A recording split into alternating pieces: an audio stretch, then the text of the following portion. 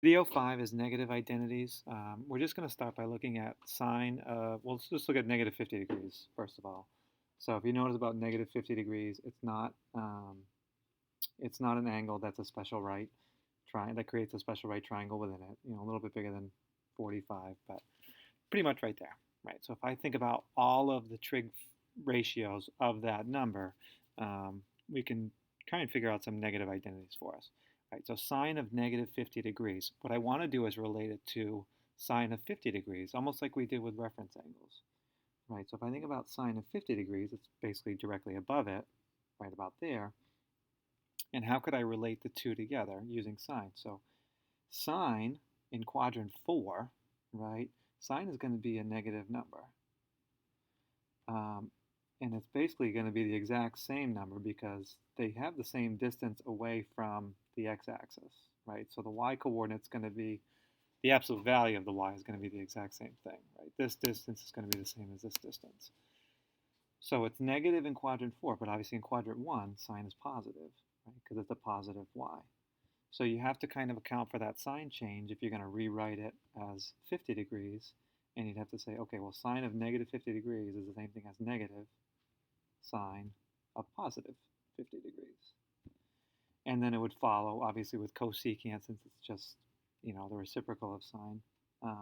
It would be the same thing. So it would be negative cosecant of 50 degrees if you wanted to rewrite that as positive 50 degrees.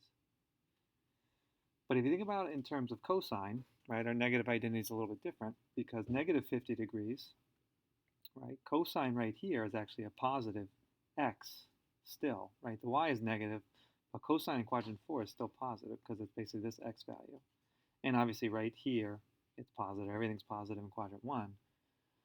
So cosine is not going to be any different. Cosine of negative 50 degrees, the x-coordinate at negative 50 degrees, is the same x-coordinate at positive 50, negative 50, positive 50. So there's no difference between cosine of negative 50 degrees and cosine of 50 degrees.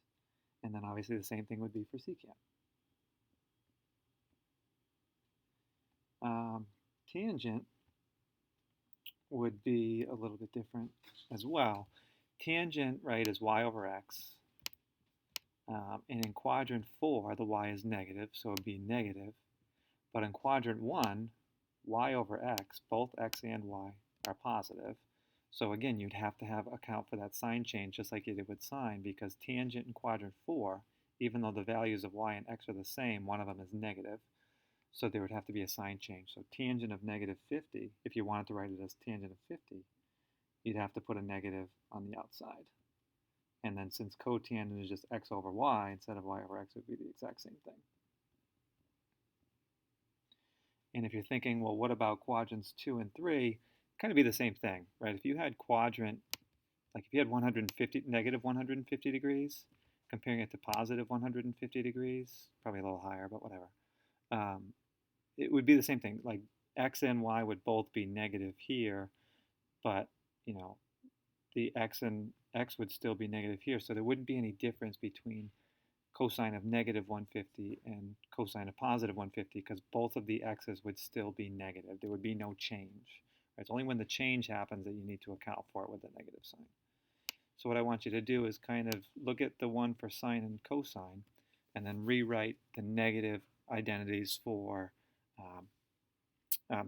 sine and cosecant. Rewrite the negative identities in that same format for cosine, secant, tangent, and cotangent.